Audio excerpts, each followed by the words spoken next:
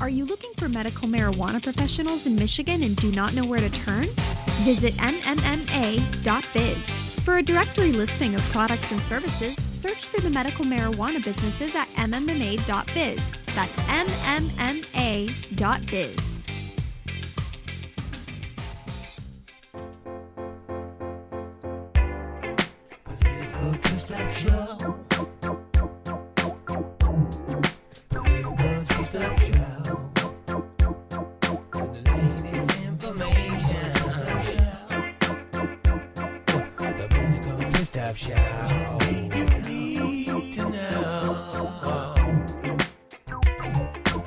This is the Political Twist-Up Show. PoliticalTwistUp.com if you didn't know. Here to put you in the zone. Dealing with real issues, real relevant on the real radio. Political Twist-Up Show. Political Twist-Up Show. Political Twist-Up Show. You're cooling out with the Political Twist-Up Show. Political Twist-Up Show. It's the Political Twist-Up Show. So, hey, we made it to another Saturday, and, here we are again. We're actually in the Flint studios today. I was going to do the family reunion thing. We were going to be at the Bicentennial Park down in Burton, which isn't too far from here. Down in Grand Blanc? Oh, yeah, I'm sorry, Grand Blanc. We're in Burton. Was going to be in Grand Blanc. Here with a half a rack of teeth and flying by the seat of our pants, it's the Political Twist-Up Show. My co-host, Rick Thompson, is in the studio. Full rack of teeth. Our show producer, Ryan, is here as usual. Hello. We have a guest in the studio, in the Iron Lab studio today. The Iron Lab studio sponsors our studio, and we are powered by the Metro Detroit Compassion Club. Say hello to Mr. Jamie Lowell from the Third Coast Compassion Center in Ypsilanti. Hello. Well, we got hello, Jamie. Nothing? No? Spontaneous applause. Just me by my I right. said hello. Golf clap. Got nobody. Smattering. Supportive three, nothing. You'll take a little smattering. I'm Steve Greene, and as it relates to this subject, I'm not only the president of the Hair Club Event for Men, but I'm also a client. No, I'm really a caregiver and a patient, as I've always said. In our show today, the ex post facto prosecution defense. Mr. Matt Newberg and attorney Paul Tylenda. Matt is also an attorney, I should say that. Pulled that off this week. Also, a follow-up on the $2 bill campaign. We got the documentary that we did this week with a filmmaker out in Ypsilanti. We'll talk about that. The papers. We made the papers. All of our interviews. We got all that stuff to talk about. LJ comes on to talk about the Advanced Nutrients Ask the Expert Gardener segment. LJ's out in California doing his thing. With his big grow, and if you want to know, what to do, boy, he can tell you. He's mixing voodoo juice. He's got more than just the voodoo juice. Also, but first, let's talk about the raids this week. Sure. Tell us about the raids, Rick. What happened in Ypsilanti there? The Drug Enforcement Administration executed 2 state search warrants in separate incidents, one on Tuesday and one on Thursday. On Tuesday, they went to a place called The Shop in Ypsilanti, which is one of 6 licensed medical marijuana distribution centers in that city. On Thursday, they visited Bazanzo's, which is a facility in Walled Lake. Bazanzo's has previously visited by county-level agents in 2011 and has operated without incident ever since. It's odd that, of course, DEA is executing statewide search warrants. There's a lot of speculation as to why maybe they're doing that. Is it going to make the defense more difficult? Is it going to secure prosecution? Does it mean that they can't cross-examine the officers involved in the execution of that warrant? There's a lot of issues and questions. So these raids themselves are at issue, but also the methodology is a different twist on this than we've seen before. Well, we've never seen. Have we seen this before? Federal agents serving state warrants. I mean, usually sometimes they're present as part of a larger task force unit, but they're usually part of a unit that's part of the local government. They're just a a presence as a part of it. No, I'm told by the DEA special agent in charge of communications, Rich Isaacson, that this is pretty common. Not common, but it has been done before as far as executing state warrants. But this is a new application that's come to our attention. And Steve, you and I and Jamie Lowell right next to us, who operates the Michigan's first licensed medical marijuana distribution center, and they're still going strong in Ypsi. This is a new twist on an old game, and that's always a little cause for concern. Well, I think it is a cause for concern. Mm-hmm. I mean, it bothers me first off that, and I said this, if you go to politicaltwistup.com and check it out, and you also wrote a piece on the CompassionChronicles.com certainly did. about the same story. Mm-hmm. The angle that I had on it was, what in the world have you got these federal police doing this for? And if you look at some of the background of the story, it looks as though Oakland County cried poor to the feds to get them to go around the fact that they started a feud with jurisdiction in that local place in Walled Lake, because the Walled Lake police were not supportive. Like in Ypsilanti, the local Ypsilanti police were supportive of the raid. They came and helped out with the raid. They were present. You can see the picture right there in the paper. Mm-hmm. But the people in Walled Lake, the Walled Lake police, who by the way, incidentally, are down to like bare bones, we're not going to support this raid. They're a bunch of skinny guys, are they? Well, they're boned down to nothing. I mean, their budget is almost zero, right? They ended up with just going down to bare bones police and fire as a result of like you said, it's a budgetary issue. Mm-hmm. Otherwise, you're going to end up like Detroit. Well, what I'm really concerned about is the Ypsilanti raid, because in the Ypsilanti raid, either city officials were present at the time of the raid or city officials were called to the location and discovered evidence of smoking in the building itself, and now they're going to use that as a justification to try and revoke their business license. Jamie Lowell, you know a little bit more about that, and I know that we want to just give highlights right now and talk about the meat of the deal during a different segment. But no, we don't. No, this is it. This is the segment. Then let's get Jamie involved. G-man. Well, there was a series of events that took place before this happened that helps to make the trend here a little bit more disturbing as far as Ypsilanti goes, and I'm concerned that there's a larger issue, perhaps, with requested involvement for some of the things that Rick said, perhaps to make it more difficult to fight back, and using the ability for the federal agents to claim they don't care about this state law at all and do what they need to do when they need to do it. And they typically do so, I think, when asked. We are talking about why are they executing a state warrant. I think they were asked to do so. I mean, I don't know for sure, but that would tend to be the time when they would want to get involved in something like that. Jamie and I attend Ypsilanti City Council meetings. Jamie's been very vocal about fighting an emergency moratorium that they tried to do, and there's a new ordinance that's coming into effect that may cap them. But during one of the City Council meetings that we attended, there was a mention of a DEA agent co-opt, that they wanted to get a DEA agent to come and work in Ypsilanti with them. If the DEA would match funds, they were going to pay for half the salary. Oh, it's all about money, right? And of course, there probably are other federal grants at stake here, and we would think that the Ypsilanti may cooperate in belief that they could get help financially. Yep. So there's lots of reasons why you'd want to.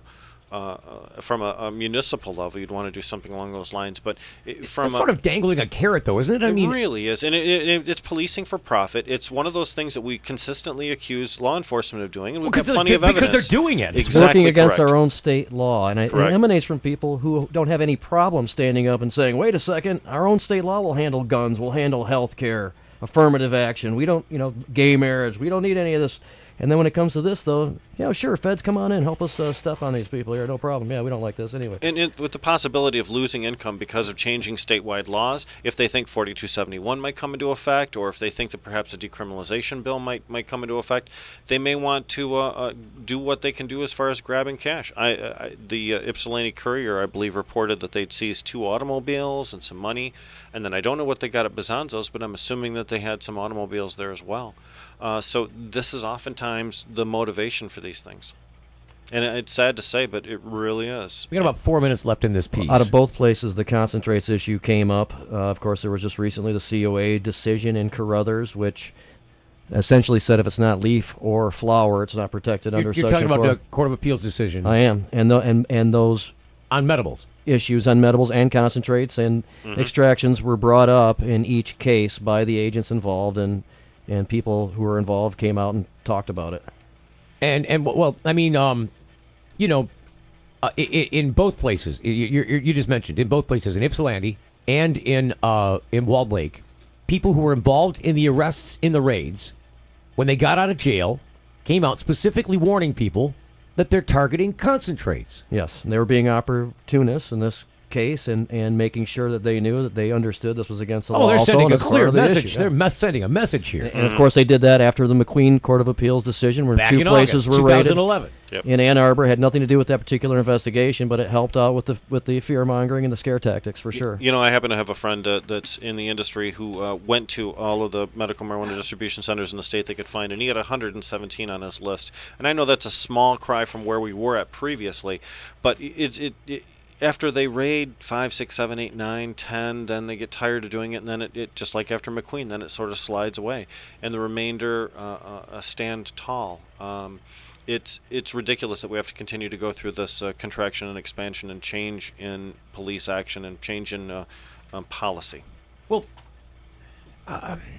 the whole thing that they did this week really just leaves a bad taste in my mouth. But it doesn't leave it always leaves a bad taste. And they won't confirm that those two raids are related. But goodness gracious, common sense would tell you they have to be. What I just heard Jamie say was that they were sending a message about concentrate. So then I'm understanding that's what spurred this. The concentrate issue is I that's can't imagine what's that to be true. The I don't Carruthers think decision's so new. I don't think it precipitated it, but I certainly know that they took advantage of it since it was there, similar to what happened in Ann Arbor. What does this mean for the guys that are doing that are selling the the smoke shops? Oh, I mean, even though like the Wild Bills in places, they picked up on this thing with concentrates, and they're selling things in their places that go with concentrates. I mean, are you talking about equipment that goes along with I'm it? talking or the about actual paraphernalia supplies that have to do with waxes and oils and all that kind of stuff. I can't imagine paraphernalia being that big a deal, but I can imagine the actual concentrates. I mean, does that give them a Oh, problem? That continues on, and I'm sure it will. So will the use of these concentrates, because they really work for people.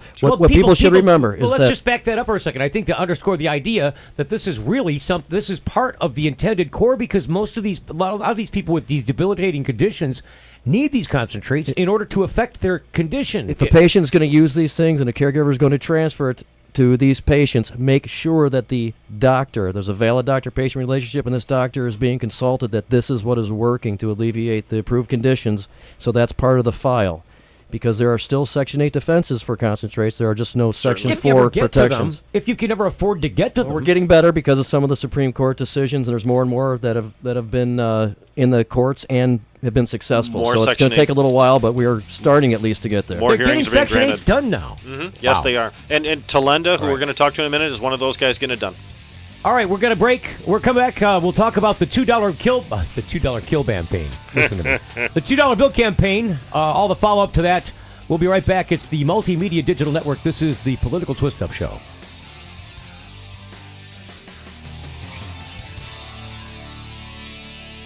The Political Twist-Up Show.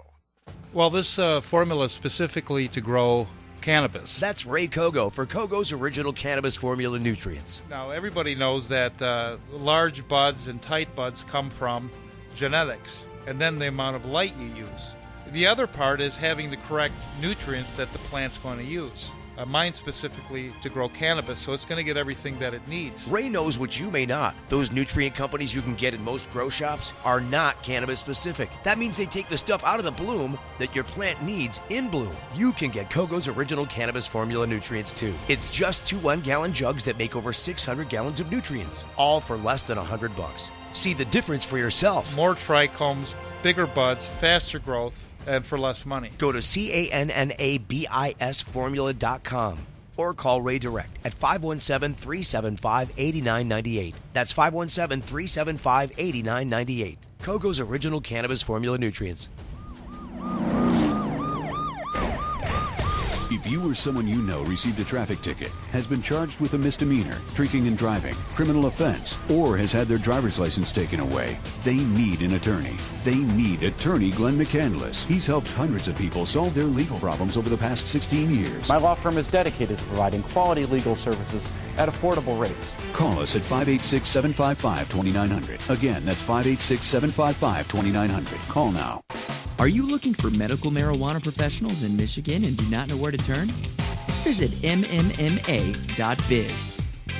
For a directory listing of products and services, search through the medical marijuana businesses at mmma.biz. That's mmma.biz.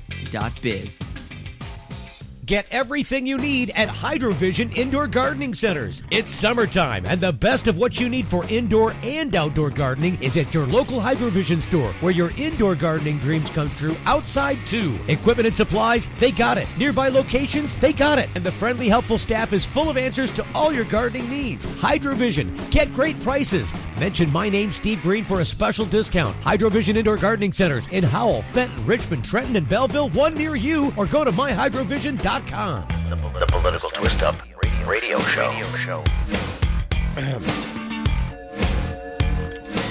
Wow, the breaks fly back quick. You know, we started this back in, I don't know, when did Donnie the Prophet pitch us this idea about from the Metro Detroit Compassion Club about the $2 bill campaign, right? I put out a press release on June 26th, and I think we started talking about it first week of June. The idea took wings. I mean, it really took off. We were hoping to send it some wings by Rick putting out his awesome press release, which got attention, and then I was talking to Bill Leitner over at the Free Press about this. Bill frequently writes about this subject, and he thought it'd be great if he did a story on the idea of promoting the $2 bill, or promoting the idea of the impact of the cannabis community through the $2 bill by spending twos in your daily routine between 7/10 or the 10th of July and the end of the month of last month. And this was to show our economic impact in the local community so that people could say, I guess in some way it gives you a reflection. Hey, don't misunderstand the cannabis community, because they're a part of your pocketbook. I mean, if you're the guy taking the twos all day, because I asked people, did you ask people? I asked people, have you been getting twos? Hey, I spend a two and I go, hey, have you gotten many of these? They're like, yeah, I've gotten these all day long. What's up with the twos? I got to put them in a special place now. And that was the idea, to create a little, hey, what's up with the twos? And I always said, every time I spent a $2 bill, I'd tell them, I made that opportunity to tell them, hey, this is the cannabis community showing their impact on your pocketbook. Right. Pay attention, because that's where some of this is coming from. And it all trickles down, doesn't it, Jamie Lowell? It does. It's an audio medium. You have to way over for that answer. The nod won't work. It was like throwing a baseball. It was outside the plate. I heard some speaking, and then I heard my name.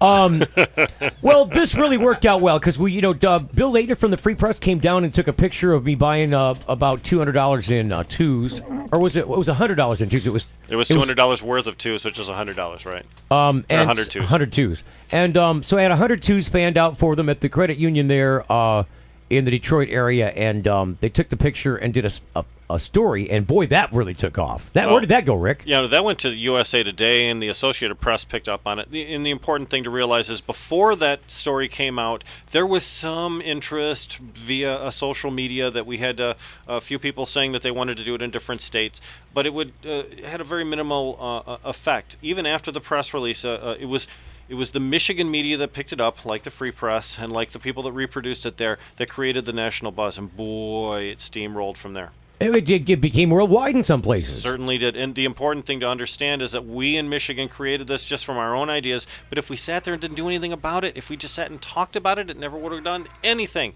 So we had support from individuals. We had support from Michigan NORML, from the Metro Detroit Compassion Club, obviously, Culture Magazine, lots of places. Well, we got craziness in the hallway. What's going on out there? I don't know what's happening out there. It's Flint. They're hearing about the $2 bill campaign. They're screaming people out in the hallway. I'm like, what's going on? It's Flint. You should close the door, shut the lights, and hope they don't pay attention to you.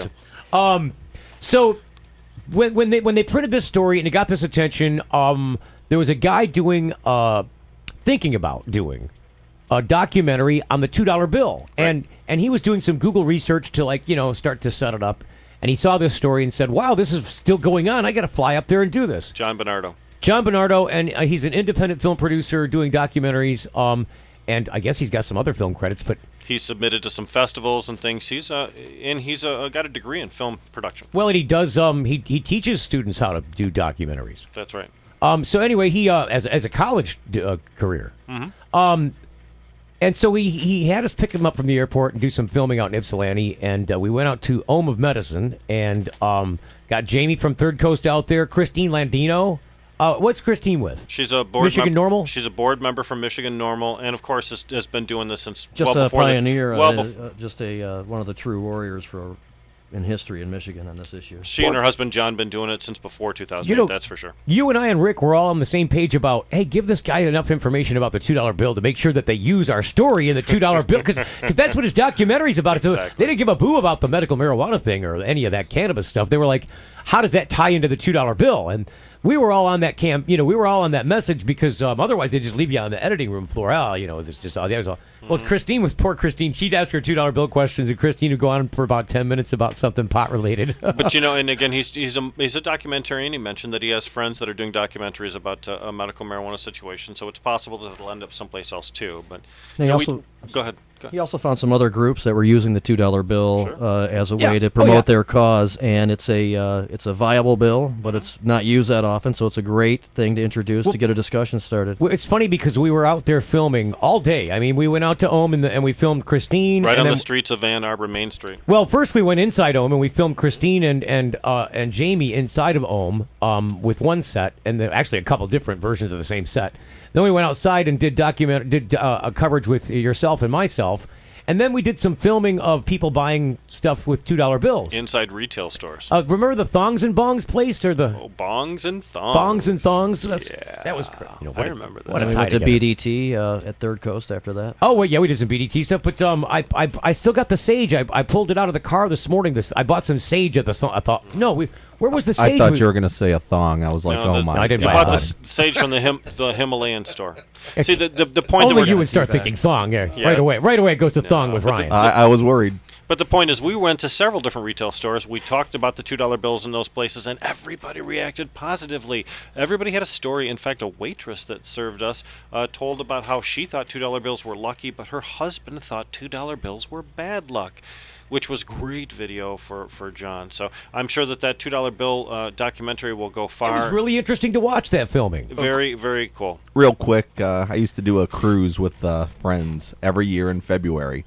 And when I went on the cruise ships, I would get a stack of $2 bills, and that's how I would tip my cabin guys and anybody that brought or did anything for me.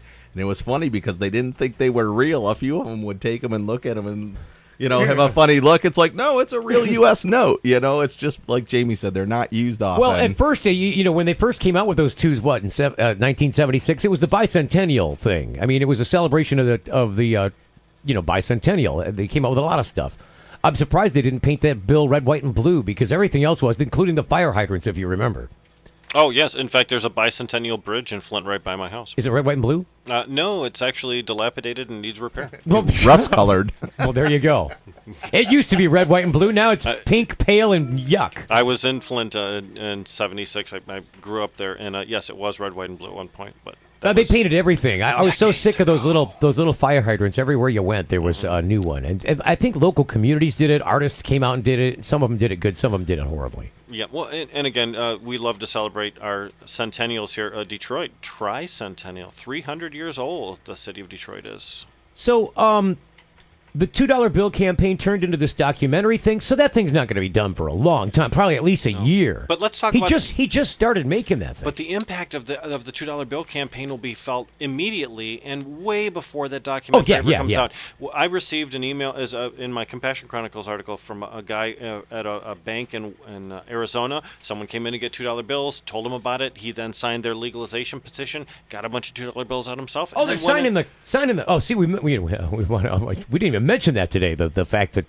they turned in those. We mentioned it before, I think. Oh, but we'll get to it. There's plenty of time. We're talking about Jackson and Ferndale turning in the petition signatures, right, to get them to decriminalization on the ballot in 2014. Lansing 2013. will very shortly themselves. They were only like 180 signatures away with numbers that I saw. They're going to make it according to the reports. I'm sure they got till August 6th.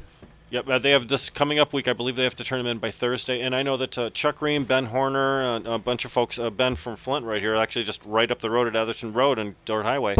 They've been out there collecting signatures, doing a good job to make sure Well, Lansing goes. the thing in Ferndale was almost exclusively collected by a single guy, wasn't it? I mean, it was like most of them were him. Yep. Right. They only need, not to say that wasn't a valiant effort. No, 600 but signatures you is a only need lot few- for a guy to run around and get. Yeah, he said he contributed about 100 to his brother and a couple of other volunteers, but And Craig most of them were Covey, killed by the him. former mayor, collected a few himself. Well, Wouldn't be surprised. it's a great way to use that $2 bill to get the signatures in those campaigns. Maybe there's a way we can tie that into future efforts. You know, next year when we do the Deuce, we're going to do the $2 bill campaign again in 2014.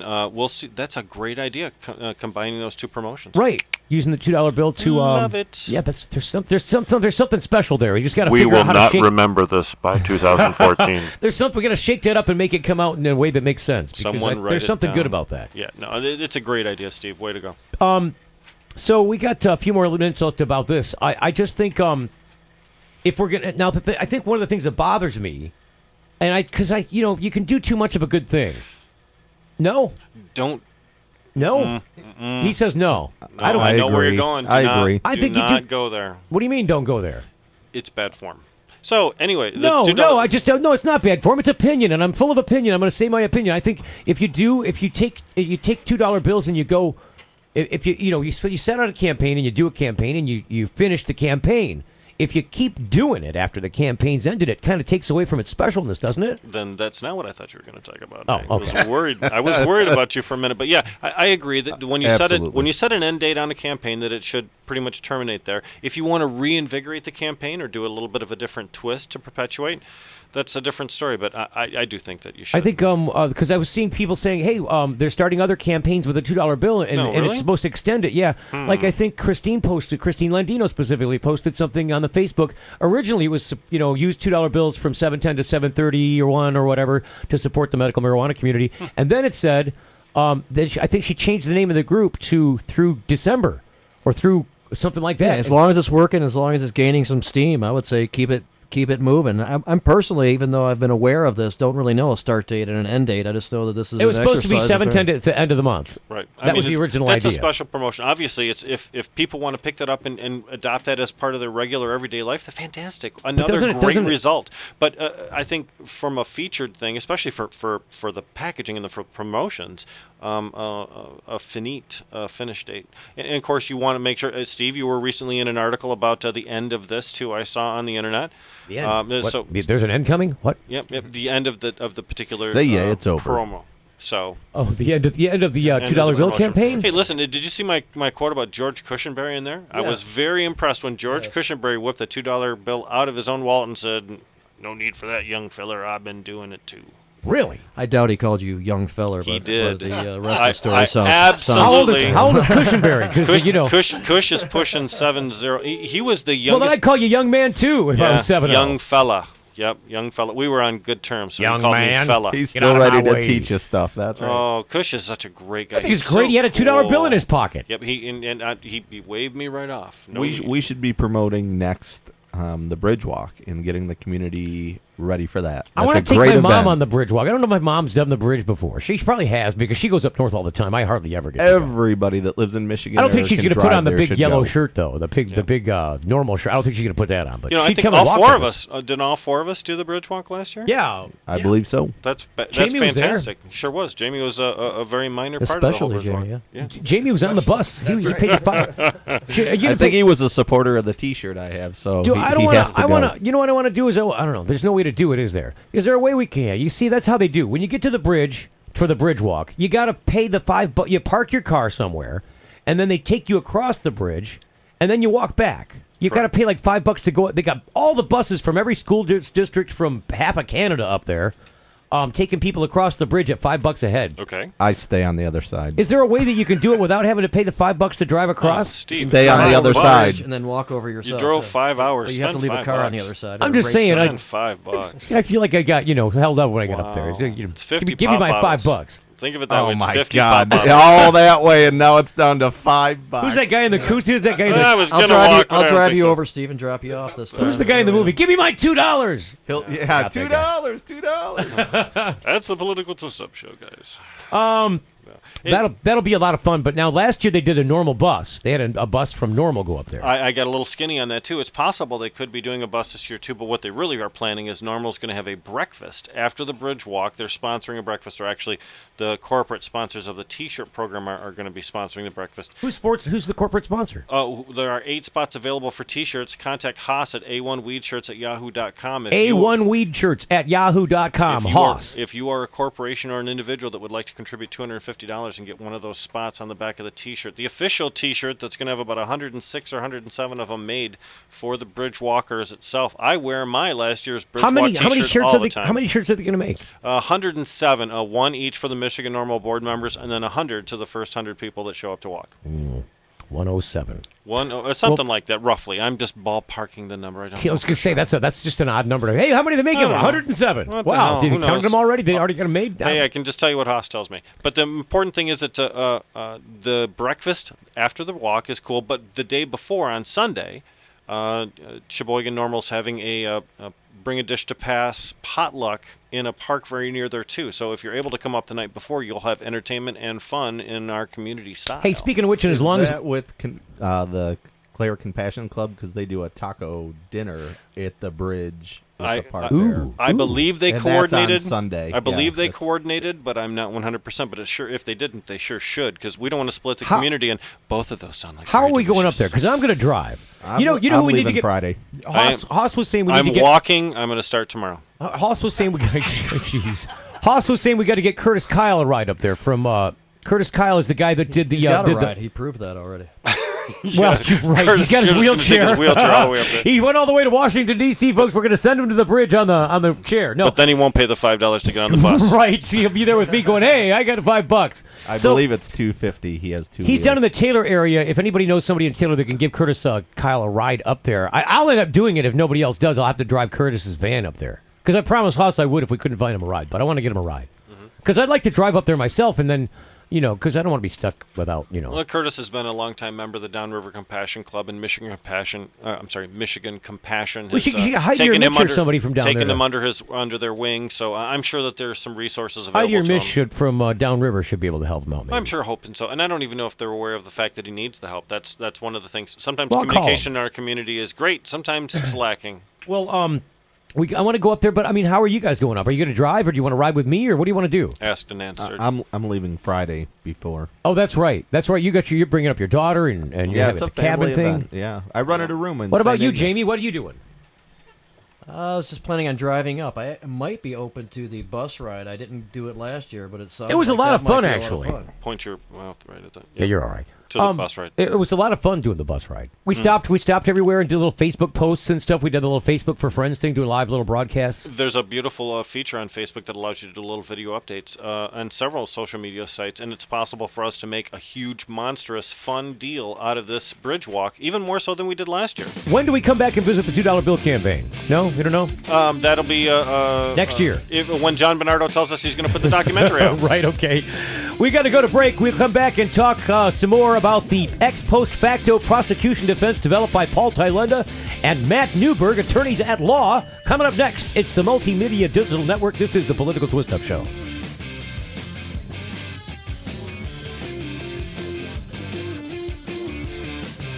The Political Twist-Up Show. If you or someone you know received a traffic ticket, has been charged with a misdemeanor, drinking and driving, criminal offense, or has had their driver's license taken away, they need an attorney. They need attorney Glenn McCandless. He's helped hundreds of people solve their legal problems over the past 16 years. My law firm is dedicated to providing quality legal services at affordable rates. Call us at 586-755-2900. Again, that's 586-755-2900. Call now. Are you looking for medical marijuana professionals in Michigan and do not know where to turn? Visit mmma.biz. For a directory listing of products and services, search through the medical marijuana businesses at mmma.biz. That's mmma.biz. The Political Twist-Up Radio Show. Radio Show.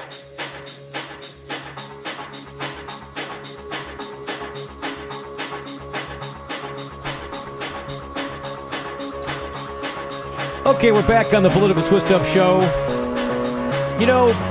When when you end up putting the MMA to work, the Medical Marijuana Act of Michigan to work, mostly that happens in court. Right now it does anyway. Right. And when you end up going to court, you have to deal with attorneys, you have to deal with judges, and you end up with some precedent set as a result of some of these proceedings. And I think this is somewhat of a precedent-setting event, isn't it? This business about the ex post facto prosecution deal? Well, unfortunately, it's been used, to my knowledge, 4 times. Once in Blue Water successfully, and another time by Matt Newberg successfully, then unsuccessfully in the Big Daddy's case, and unsuccessfully in, what was the other case?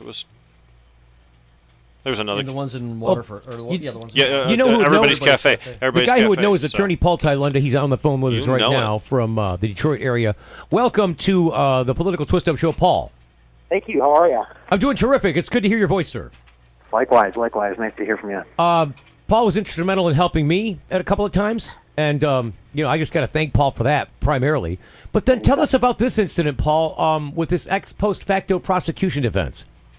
It was actually interesting because I don't know if you guys were discussing this earlier, but this was the same type of legal argument that disposed of the clinical relief case in Ferndale. Right. Involving Barb Agro and the gang. Mm-hmm. Correct. And the idea is that prior to any interpretation of McQueen, it would be unfair to penalize somebody who was engaged in an activity that was not clearly illegal at the time.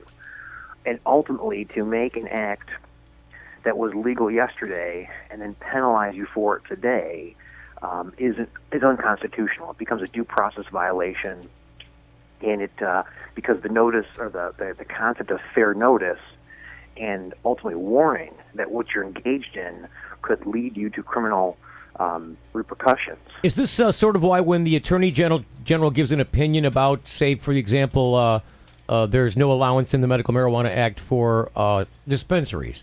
And then before he would act on that, maybe give you a month or so to straighten your act out and act accordingly. That's probably why he wouldn't act immediately after his opinion. He'd wait a month or so. Correct. And that's typically what we had seen after the McQueen opinion, even the Court of Appeals and Supreme Court opinion, was a cease and desist letter or some type of notice going out to these facilities that were saying, okay, well, you are now on notice that we consider you to be either illegal or not allowed, so we will give you time to voluntarily close down or voluntarily leave town, and if you don't, you are on notice as to what could possibly happen. And that notice is an important issue because if, for instance, in the Flint area or in Burton, where places were giving permits, they couldn't just be arrested and charged the next day because those permits operated as a permission slip and procedurally would have entitled you to an estoppel argument, meaning that you told me it was okay, you can't then come back and pull the rug out from under me without giving me notice that I have to stop.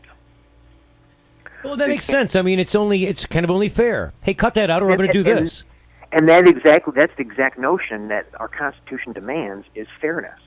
You can't just have a brick wall thrown up in your face and say, hey, look, too bad, so sad, sorry you gambled.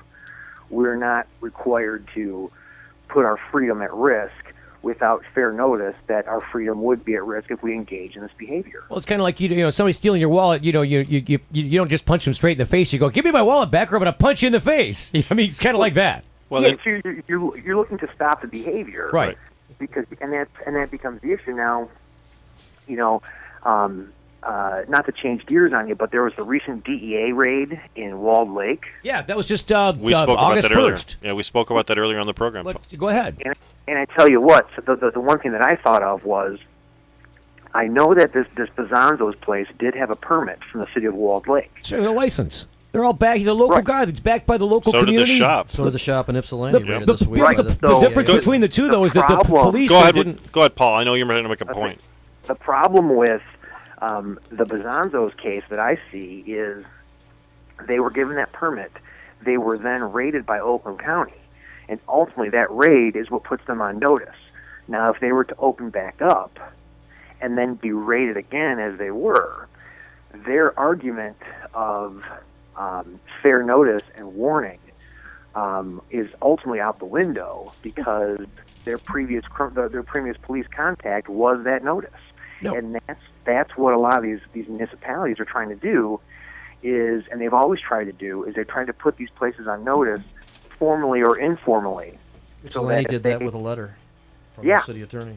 Well, I think, I think Walled Lake has been on board with Bazanzos. I mean, like I said, the police out there were not, unlike the situation in Ypsilanti, the police in Walled Lake were not supportive of that raid. They didn't come there and assist. They didn't help them in any way. Right. And that's because those police there are in control and paid for by the council, the city council there. And the city council has made room for those people to be there by way of taxation, by way of license, by way of procedure, by way of regulation. So I'm just saying, haven't they created a situation of jurisdictional boundary there? There's a kind of an unwritten rule that police have. Don't come into my community. We've got this community police with our own department. The only time I want you here is if I can't help that person, I'm already on something else, and then we'll call you. And that's supposed to be, that seems like the guiding principle. But however, it's more of like the concept that your city is merely just a room in your parents' house. That's your bedroom and that's your stuff and that's your domain. But if your parents want to come in and clean the room or tell you how to run your room, that's okay because it's within their house. Okay, but don't you I guess if you're looking at parents and child, but are you looking at Walled Lake as a parent or a child of maybe the county of the county government? Correct. Okay, so and Paul, they're what about coming the in, and that's ultimately what Walled Lake's position would be: is that we don't have the authority to keep out sheriff, to tell the county no, because they are the higher authority when it comes to law enforcement. And the same thing. So the county would be a child of the state. So if the state police wanted to have authority over both of them, they could have their way with both of those guys. Grandparent relationship, yes. Aren't they their own little sovereign little area there? Don't they get to write their own little laws? I mean, what about Ypsilanti? They do. They can't be more restrictive and prohibitive, but I think what he's saying is that if they choose to be more broad and these higher units of government don't like it, they may step in and want to do something about it. Right. Correct. And then you have what is ultimately the reverse problem in the Wayne County area, where the Wayne County sheriff and the authorities aren't necessarily so bothered by these facilities, but then you have the smaller towns who will say, not in my town. And the unfortunate reality, and I believe we've talked about this on prior occasions, is that the unfortunate reality is those small towns who don't want facilities or growers or anything in their little town, their actions when they, let's say, raid somebody or try to charge them with a crime, those crimes necessarily exceed the municipal jurisdiction. And that is to say that when you're raided as a dispensary, you're going to be charged with felonies. Those felonies are county-level crimes charged by the state and not charged by the city. So when the city gets involved and they want to say, get out of my town, they drag the unwilling county prosecutors along because they ultimately are saying, hey, you have to fight this, you're here to protect my town, and go for it. Yes. Rather than in Oakland County where the county wants to fight it and the cities themselves don't really want the counties in there. Right. Well, so in this case, I'm making the jump that, and I've heard them say, Oakland County, we didn't have any money to conduct this raid. So we weren't, because they didn't conduct this raid. The DEA performed this search. Right. And they were the ones that did the arrests. If you can't do it yourself, you call Big Brother to do it, and that's. That's a couple of different brothers you can pick from in that family, and they picked the biggest of all the brothers. Right. Correct. And I'm just thinking, well, how can you cry poor when you're the richest county in the state and you're one of the richest in the nation? How can you cry poor that you don't have enough money to go conduct a drug raid? Right. And the reason you can do that is because you can tell the news anything and they'll believe you. Oh, good Lord. I know. Liars! I say they're all liars. Yeah, it certainly makes it difficult. It does, and lines like that are there to quell the community into believing that, oh, well, it wasn't us that did it, it was the government that did it because the government's against it, and we asked them to help us because it's such a problem and we can't afford it. The nameless, faceless government. They're always justified in this because they always say it's for a larger public health and safety reasons, and they never prove it. bypass. The whole thing is laws and what such a people want. farce. And Oakland County's got this big helicopter. There was quite a case where the helicopter created some damage when it was used for crowd Last Dream control. Cruise. Oh, goodness gracious, horrible. We've got a lot of expenses. They got a big old tank that they've got there too. I've seen There's Sheriff more than Bouchard one. standing on top of the tank with a picture of him and a big old gun in his I'm hand. hoping we can get They to have the enough Woodward of a Dream Cruise military this to year. do some stuff. They really do. And they're Homeland Security, little brother, I suppose. But they're within 100 miles of the waterways, so there's all kinds of different rules that apply with Homeland Security. I guess, Paul, I would ask you one thing. In specific to Blue Water, this is a unique case that you were able to accomplish. In Port Huron is a difficult area to work with, but you had a very favorable judge. What's actually interesting is that Port Huron seemed to be very accepting, and we had a judge. They seen the $2 bill campaign is why. Yeah, I wouldn't call this judge. Let's say I wouldn't have predicted this result from her, although, and that's to say that she wasn't. We weren't blessed with the most liberal judge, and we weren't blessed with the easiest judge. She was right down the middle. She made fair and accurate legal decisions based off of her job, and part of her job is to protect the community. And my feeling was that St. Clair County had deemed that the community wanted this, and the judge wasn't going to have the Attorney General's office undermine what St. Clair County had already approved. Thank and God. was not a problem to them. So ultimately, the judge says, "Well, this wasn't a big deal," and she upheld the community standard, which was the right thing to do, because at this point. And this is Isn't that the same way that they did? Isn't this the same kind of this community standard ruling? Isn't this the same way that they applied the pornography legs before, when they were like doing the Larry Flint thing? It's the community standard that determined what was allowable and what wasn't. So in other words, if you had if you're in Utah and the Utah people are saying, no, you can't sell your porn in our local little shop here, and then they're like, oh no, there's a community standard and it's set by all these hotels and motels that have the porn available in their local establishments. Well, it's not as concise as the pornography issues as far as the standard goes. But ultimately, what it is that the judge realized that it wasn't the St. Clair County prosecutors bringing a case against people in their own town. Wow. It was an outside government agency that was bringing those in. All right, Paul, thank you for being on the program. Real quick, you got a phone number people can call you real quick. Talk to you soon. Oh, he says no. Okay. I was trying to get people to call Paul if he needed some work, but we'll get to that later. We'll be right back with more with LJ and Kolorblind. In the next segment, it's our Ask the Gardening segment. Ask the Expert Gardener coming up next on the Political Twist-Up Show. It is the Multimedia Digital Network. The Political Twist-Up Show. Well, this formula is specifically to grow cannabis. That's Ray Kogo for Kogo's original cannabis formula nutrients. Now, everybody knows that large buds and tight buds come from genetics, and then the amount of light you use. The other part is having the correct nutrients that the plant's going to use. Mine specifically to grow cannabis, so it's going to get everything that it needs. Ray knows what you may not. Those nutrient companies you can get in most grow shops are not cannabis specific. That means they take the stuff out of the bloom that your plant needs in bloom. You can get Kogo's original cannabis formula nutrients too. It's just 2 1-gallon jugs that make over 600 gallons of nutrients, all for less than $100. See the difference for yourself. More trichomes, bigger buds, faster growth, and for less money. Go to CANNABISformula.com or call Ray direct at 517-375-8998. That's 517-375-8998. Kogo's original cannabis formula nutrients. Get everything you need at Hydrovision Indoor Gardening Centers. It's summertime, and the best of what you need for indoor and outdoor gardening is at your local Hydrovision store, where your indoor gardening dreams come true outside, too. Equipment and supplies, they got it. Nearby locations, they got it. And the friendly, helpful staff is full of answers to all your gardening needs. Hydrovision. Get great prices.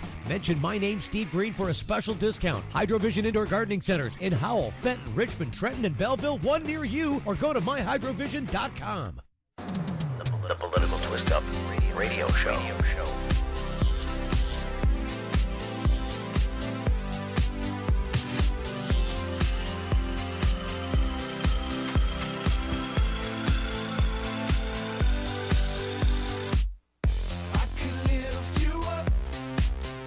Okay, we're back on the Political Twist-Up Show. It's just before 4 o'clock. You can find us here every Saturday from 3 until 4 on WFNT.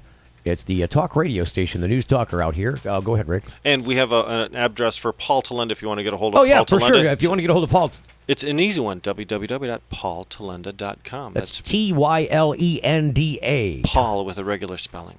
PaulTylenda.com. I didn't know he had his own .com. Me either until I looked it up. It's great having an Android phone. Cool. He's an excellent attorney. Yep. Highly recommend him. I've been working with Paul off and on for 3 years. Paul works with all the good guys. Tom Loeb, Matt Newberg,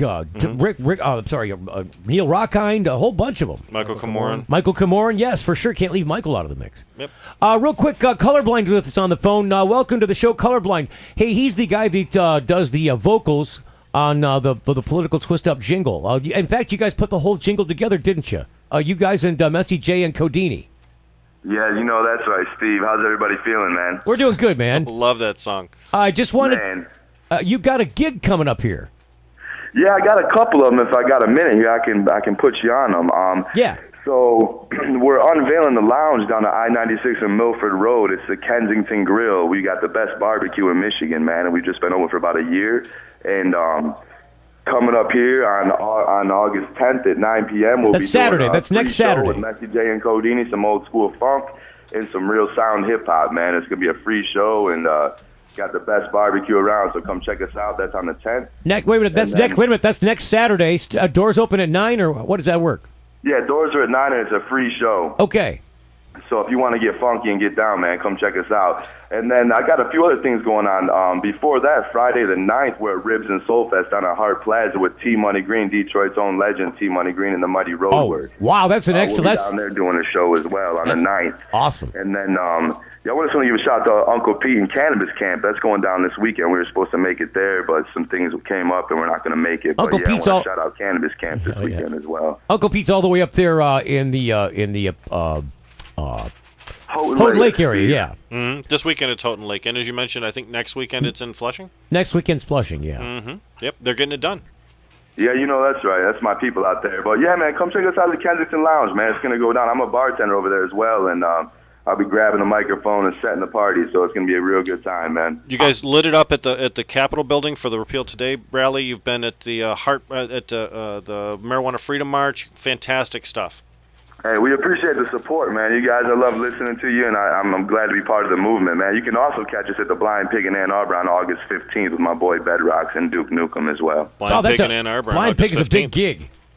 Yeah, man, we're busy in August, and we'd like to come do another set on your show if you guys got time for us, man. We'd love to come rock with you. We are completely down. You know what? We're going to be at, Rick says he's not going to be able to go, but I'm going to be at Cannabis Camp doing the show next week over there in Flushing. Nice. Well, I might have to hit you up and tag along on that one, man. Dude, if you guys can bring some instruments along and do your stuff, we'll hook you up and we'll play live.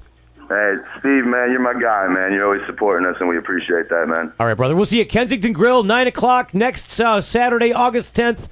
Doors are free. You got that right. Free show, man. Bring everybody out. It's 18 and up, and got drink specials and free giveaways. And like I said, man, it's the best barbecue in Michigan right there, Kensington Grill. We'll catch you. Thank you, Kolorblind.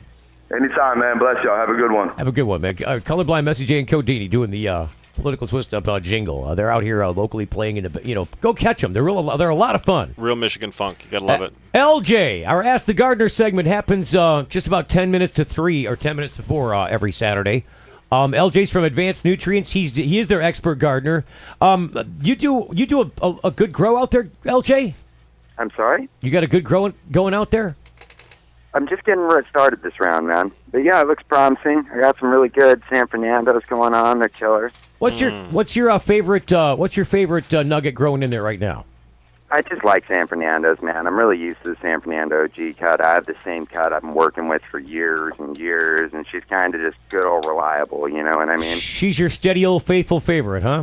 Well, as far as OGs go, OGs are always fickle and weak, and, they want low ppms in certain climate, and trellises set at certain levels. Like OG's kind of growing. It's like growing its own thing in my mind. You know what I mean? It's kind of like doing there's grapes. All the other plants, and there's OG. It's a very picky girl. Yeah. It's a hard one, man. So I like it. Keeps me on my toes. You know what I mean?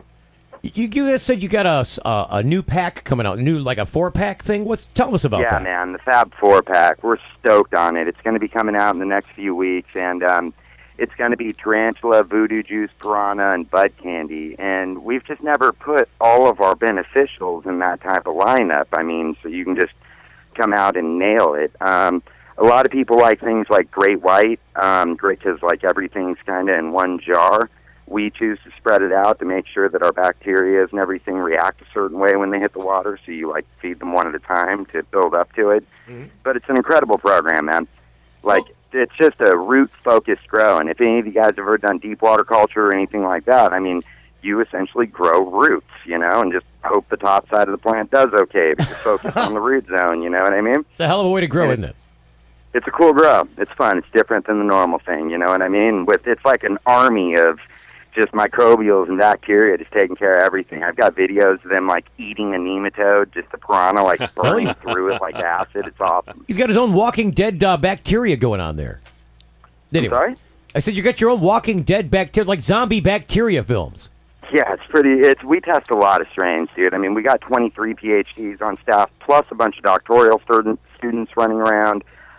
We just have this huge benefit of having this big factory and unlimited license to test plants overseas, and we can just, really, really test it, dude. So it's awesome. It's well, you certainly have a leg out in front of the rest of the people doing nutrients when you have where's the big grow for advanced going on? What country is that in? Is it in Uruguay? Because Uruguay just did something.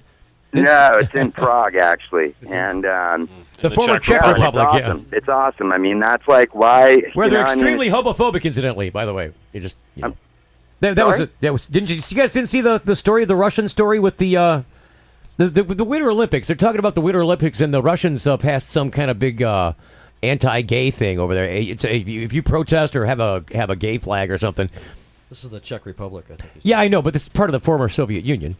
And so they just so anyway, yeah, they had. I'm sure Advance is an equal opportunity employer, though, right? Sure, yeah. Of course. Okay. yeah, that's no problem. Everybody missed the news story. Where are you guys at on the news? It's big news. We pay attention to different news. This is the grower segment. Yeah, right. I know, but I'm just saying that they actually threatened the U.S. the Winter Olympics that if any of the guys come over, because they were like, Bill Maher talked about it last night. You watched the Bill Maher show. Anyway. LJ, we got some hot weather coming up in August, and then we got a fall season coming up too. What should people be doing to prepare their indoor garden for those seasonal changes? AC, man. AC. It's the only way. If you're going to be blazing hot, if you're going to be over 100, it's no air cooling is going to help. You're going to have to bring in some AC. Split units are always the best for what we do. Reason being is the compressor's outside, the air handler's inside the room, and it does no air exchange with the outside world. So your CO2 and whatnot will stay in the room. What I mean? What about the outdoor grows? How should people be preparing their outdoor grows at this point, at this stage in the game? Outdoor is a different deal, and it kind of gets back into that deep water culture thing where we always keep the water cold. Well, think about what happens when the roots go in the ground. It's 60-something degrees in the ground. And that's what allows these plants, like in Santa Rosa, California and whatnot, to stand up to 106, 108-degree temps, is because the roots are pulling cool. I've actually heard about dudes taking laser thermometers, aiming them at the leaf, and seeing that the leaf is expiring water that's colder than the outside temperature, which is just pretty interesting to me. Wow, that is pretty interesting. Mm-hmm. Well, you're transferring that cold water from the root system right up through the leaf to transpiration, and that entire process, it doesn't lose temperature. That's amazing. And it cools the inside of the plant. And that's the reason we get these mega outdoor yields, even though the temps are way, way hot. But also, I like a B52, man. I like a lot of B vitamin for anything you go through out. You're totally exposed to the elements outside. So B vitamin's always going to help you. All right, LJ. Real quick, where can we get a hold of you? AdvancedNutrients.com? Yeah, and they'll have a list of stores. We're pretty much on the shelves at most every Hydro store around. So, yeah, go check it out, man. All right, brother, we got to run. We'll see you next time, and hopefully next time sometime soon we'll be able to give away, we'll just start doing some nutrient sample pack giveaways, that kind of thing. Oh, yeah. We're working on it, man. We'll see you soon. I'll talk to you soon, guys. Thanks for have a great weekend. See ya. Way to go. So we got to get running, man. Here's what I think, guys. I think if we don't get something done about this stuff legislatively, I always lose the glasses. You can't find them anywhere. Anyway, if we don't get something done with this, with House Bill 4271 and the local option type bill for dispensaries, it's going to be a long, hard road a big battle between now and the next cycle. When we can get something done next time. You know what I mean? It's gonna be like the next presidential election. Get your reps, get to your state and federal reps on point during this break. Talk to them now, or you'll only have to rely on the expensive mechanisms provided to the wealthy or well-funded in this legal system. And that's when you got to call people like Paul Tylenda and Neil Rockhind and all those guys. I mean, those guys don't come cheap. A lot of them don't come cheap. Sometimes defense is only available to those that can afford it. So like X-Pokes Facto, like Section 8, they're all expensive options. Let's keep doing the smart things like the $2 bill campaign. Amen. For Iron Labs and the Metro Detroit Compassion Club, I'm Steve Greene. This month's the Bridge Walk, the Ann Arbor Clarion event's coming up. We'll see you next week from Canna Camp in Flushing. See ya. See you next time. Out.